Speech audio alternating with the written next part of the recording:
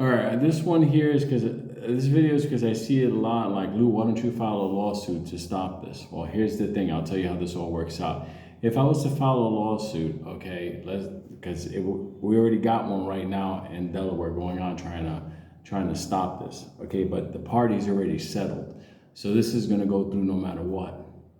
Now, that being said, let's say I file one. Okay, let's say I file one federal court. I seek to get an injunction.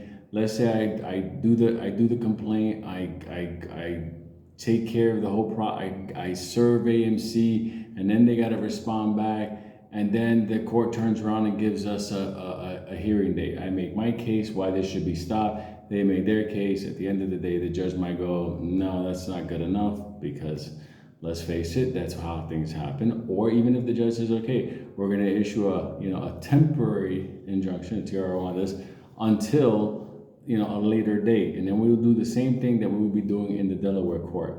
Now, here's the thing: if you see Allegheny settled out because they got money. So what will be my thing? They will what? Try to offer me money to drop the lawsuit? I don't take money. So at the end of the day, that will be a situation where we're going on and on and on. And yeah, technically we could possibly have a squeeze at that time, but there's a lot of possibly. And at the end of the day, we don't even have the time frame for that. Now, based on what the vice chancellor does, that's where there might be lawsuits for damages. That's a different story. I'm not with the class action lawsuits, just because at the end of the day, you don't get any money.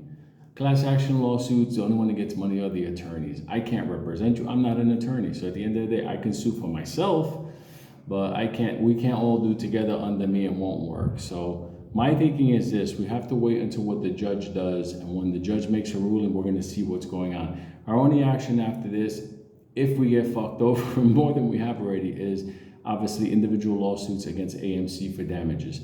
That's one of those side things if you want to do that. For me, I'm just, like I said, move on. That's for me. If you want to go after them because you lost a lot of money, that's an individual lawsuit. Wait for the vice chancellor to make a decision, see what she puts down on her feelings on APE and the whole thing, and that will be the basis for your lawsuit moving forward. So that's why I won't file a lawsuit, because at the end of the day, it's not going to get what we want.